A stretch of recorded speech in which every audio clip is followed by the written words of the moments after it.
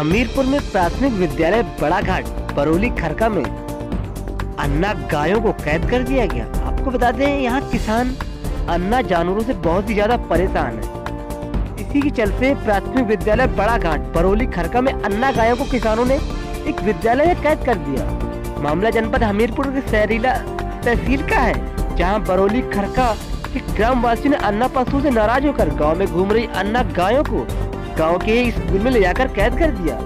जब स्कूल में जाकर देखा गया तो वाकई बच्चे तो इतने ज्यादा परेशान दिख रहे थे कि अन्ना गायों के शोर की वजह से सही ढंग से पढ़ाई नहीं कर पा रहे थे। जब इस विषय में विद्यालय के प्रधानाध्यापक स्वामी दीन से पूछा गया कि सर क्या आप स्कूल में गायों को भी पढ़ाते हैं, तो वाकई एक हास्यमय शब्द था। तो उन्होंने कहा कि नहीं, हम गायों को नहीं बच्चों को पढ़ाते हैं। परंतु गांव के लोगों ने इन अन्ना गायों को स्कूल में कैद कर दिया है, जिसकी सूचना प्रधानाध्यापक ने अपने उच्च अधिकारियों को दे दी। अब देखना है कि कब तक ये अन्ना गाय स्कूल में रहेंगी या गौशाला जाएंगी। एक बहुत बड़ी विवेचना सामने आ रही है। आपके द्वारा निरीक्षण किया गया तो क्या कार्रवाई की? कल मीडिया के द्वारा संज्ञान में आया था। आज हमारे द्वारा निरीक्षण किए गए श्री साहब के साथ जांच में पता चला कि वो सामने जमीन पर बना हुआ है, ग्राम सभा की जमीन बोली जा रही है। लेकिन फिर भी गाँव वासियों के साथ बात हुई और प्रधान ने आश्वासन दिया कि अगले 2 दिन में शमशान की भूमि गायों को ट्रांसफर कर दिया। सभा की जमीनें हमें इससे कोई ताल्लुकात नहीं है, अपना काम करते रहते हैं। गांव वाले अपने ले जाते हैं तो चराते हैं और फिर हमको शांति बंद कर देते हैं। क्या शिक्षा में व्यवधान उत्पन्न नहीं होता है क्या?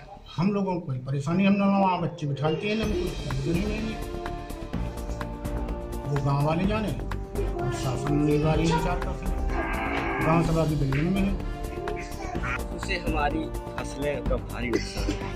हम लोग जितना हो सके हम लोग करते हैं, गायों को चरवाते हैं, चराते हैं, उनकी व्यवस्था करते हैं, जितना भूसा हम लोगों से आपस में इकट्ठा होता करते हैं। लेकिन हमें प्रशासन की तरफ से कोई ऐसी व्यवस्था नहीं आई हमारे सामने धरातल पे कि हमारी गांव की व्यवस्था हो सके। हम चाहते हैं कि प्रशासन भी सहयोग करे और किसान बंधु भी सहयोग करें तो ये गांव की व्यवस्था हो सके। कि ये हमारे ख्याल से 1 हफ्ते से ज़्यादा हो गया, 1.5 हफ्ता हो गया है, ये इन्होंने बंद कर दिया। ठीक है सर, क्योंकि उनकी बिल्डिंग है, ग्राम समाज है, उनकी जगह है। ठीक है, हमारा ये गेट है, हम अपना गेट बंद कर लेते हैं।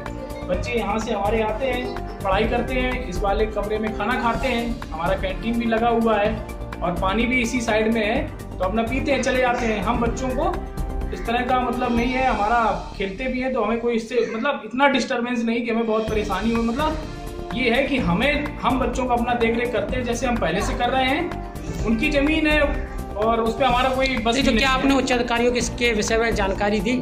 हाँ, हमने प्रधानाध्यापक जी को बता दिया था कि सर ऐसा है। प्रधानाध्यापक जी भी देख रहे थे और FPRC को भी उन्होंने सूचित कर दिया था। इतनी पशु है कि इस गांव के हमारे गांव में आ जाते हैं, हमारे गांव दूसरे गांव में, तो रात भर पूरा गांव एक घर से, प्रत्येक घर से एक व्यक्ति वहाँ पे ड्यूटी लगाता है। प्रत्येक खेत पे आप देखिए, जाइए, मुआयना करिए, वहाँ पे एक झोपड़ी बनी है। रात भर आदमी वहाँ पे जागता है, फिर अपनी फसल की रखवाली करता है। उसके बावजूद भी वो अपनी फसल नहीं बचा पाता। एक फसल बिल्कुल नष्ट हो चुकी है अन्ना जानवर गायों की वजह से। उसके बाद अब दूसरी फसल के लिए कुछ पेट के लिए बचा है, वही बचाना चाहते हैं, वो भी मुश्किल है बचाना। इसलिए ना हमारी यहाँ अभी तक कोई आर्थिक सहायता मिली है। पूरे गांव के लोग सब चंदा जोड़ के पैसा ठक्का करके और सब लोग आपस में ड्यूटी लगा के सहयोग कर रहे हैं। हम विनम्र निवेदन सरकार से अनुरोध कर रहे हैं कि कुछ न कुछ हमें अनुदान देने की कृपा करें। धन्यवाद।